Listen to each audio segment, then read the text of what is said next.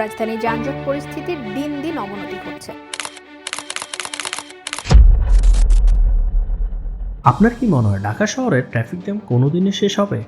আমরা metro rail পেলাম, elevated expressway পেলাম, কিন্তু জ্যাম কি আদৌ কমেছে? ঠিক এই সময় রাজনৈতিক অঙ্গনে একটি নতুন শব্দ বেশ আলোচনায় এসেছে, সেটা হলো মনোরেল।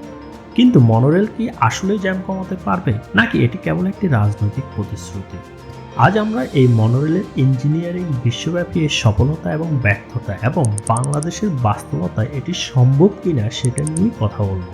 অনেকে মনে করেন মেট্রো রেল আর মনোরেল একই জিনিস, কিন্তু টেকনিক্যালি এদের মধ্যে আকাশ পাতাল পার্থক্য। মেট্রো রেল হলো হেভি মাস ট্রানজিট। এটি লোহার দুই রেলের উপর চলে এবং এর এক একটি ট্রেন হাজার হাজার যাত্রী নিতে পারে, কিন্তু এর বড় সমস্যা হলো খরচ এবং জায়গা। অন্যদিকে মনোরেল চলে একটি মাত্র সরু বিমের উপর।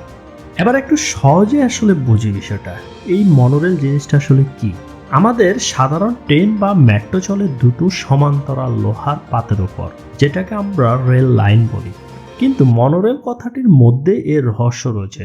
মনো মানে এক আর রেল মানে পথ, অর্থাৎ এটি চলে একটি মাত্র বিম বা পাতের উপর দিয়ে।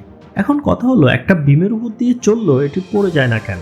এটি বুঝতে হলে আমাদেরকে বুঝতে হবে মনোরেলের প্রকারভেদ। মনোরেল সাধারণত দুই ধরনের হয়ে থাকে। একটা হলো স্যাডল মনোরেল, এটি সবচেয়ে কমন এবং এটি অনেকটা ঘোড়ার পিঠে বসার মতো।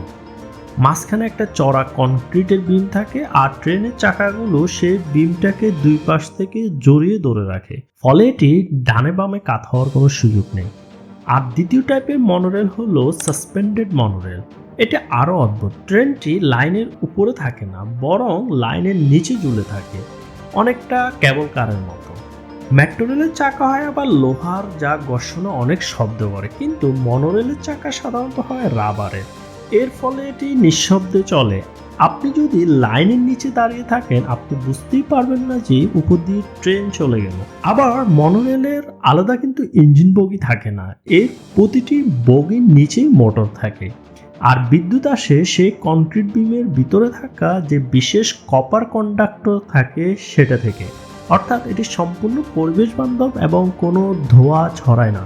তবে মনোরেলের বড় যে সুবিধা সেটি হলো এটি নির্মাণে মেট্রো রেলের তুলনায় প্রায় 30 থেকে 40% খরচ কম হয়। এর পিলারগুলো খুবই অল্প জায়গায় বসানো যায়। ঢাকার বনানী বা মোহাম্মদপুরের মতো সরু এবং ঘনবসতিপূর্ণ এলাকায়, যেখানে মেট্রোর বড় পিলারগুলো বসানো আসলে অসম্ভব, সেখানে এই মনোরেল হতে পারে একটি ভালো উদ্যোগ। আমরা যদি মেট্রো রেল আর মনোরেলের মধ্যে তুলনা করি, তাহলে মোটা দাগে তিনটা বিষয় তুলনা করা যায়।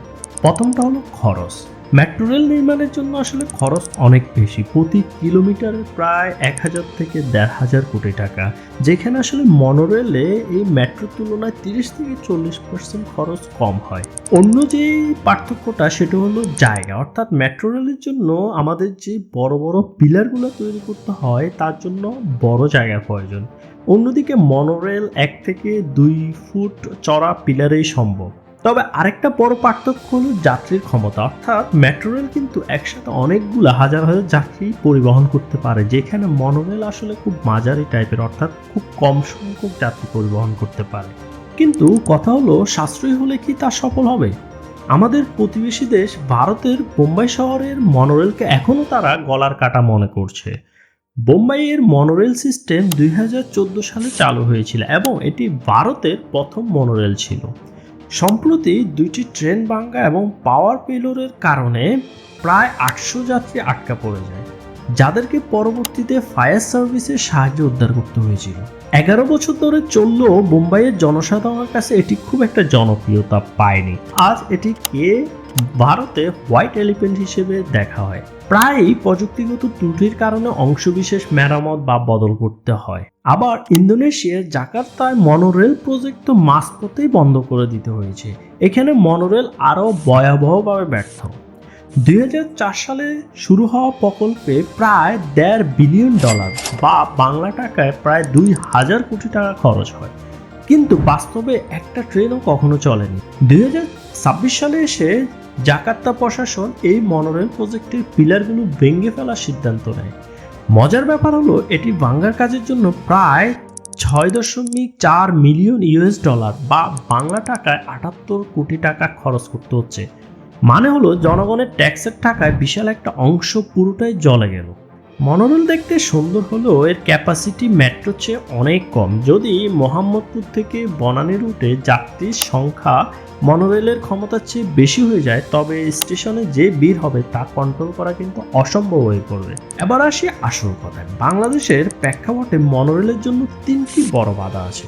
প্রথমটা হলো ওভারলোডিং। আমাদের দেশের মানুষ বাসের ছাদে পর্যন্ত ওঠে। মনোরেলের প্রযুক্তি খুবই সেনসিটিভ।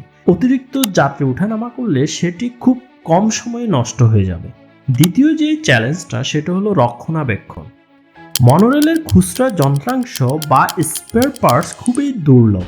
একটি টায়ার বা মোটর নষ্ট হলে তা বিদেশ থেকে আনতে হয়। আমাদের দেশে প্রপার মেনটেন্যান্স কালচার নেই। এতে করে খুব অল্প সময়ে হয় এটি বন্ধ হয়ে যাবে অথবা এটি বাইরে থেকে আনার নামে কিন্তু দুর্নীতি হবে। তৃতীয় যে চ্যালেঞ্জটা সেটা হলো প্রাইভেসি। মনোরেলে সাধারণত বিল্ডিংয়ের একদম পাশ দিয়ে যায়। অনেক ক্ষেত্রে দেখা গেছে যাত্রীরা মানুষের বেডরুমের ভিতর পর্যন্ত দেখতে পান। ঘনবসতিপূর্ণ ঢাকায় এটি একটি বড় সামাজিক সমস্যা হয়ে দাঁড়াতে পারে। শেষ কথা, মনোরেল কনসেপ্টটি আধুনিক এবং এটি কেবল তখনই সফল হবে যদি একে মেট্রো রেলের সাথে একটি ফিডার সার্ভিস হিসেবে ব্যবহার করা হয়। বাংলাদেশে এটি আনতে হলে শুধু ট্রেন আনলেই হবে না, পুরো ম্যানেজমেন্ট সিস্টেমকেই দুর্নীতিমুক্ত করতে হবে। আপনার কি মনে হয়, বনানীর সরু রাস্তা কি মনোরেল মানাবে, নাকি এটি কেবল আরেকটি ব্যয়বহুল প্রজেক্টে পরিণত হবে? কমেন্টে আপনার যুক্তি দিন। আমাদের ভিডিওটি ইনফরমেটিভ মনে হলে শেয়ার করুন। দেখা হবে পরের ভিডিওতে। আল্লাহ হাফেজ।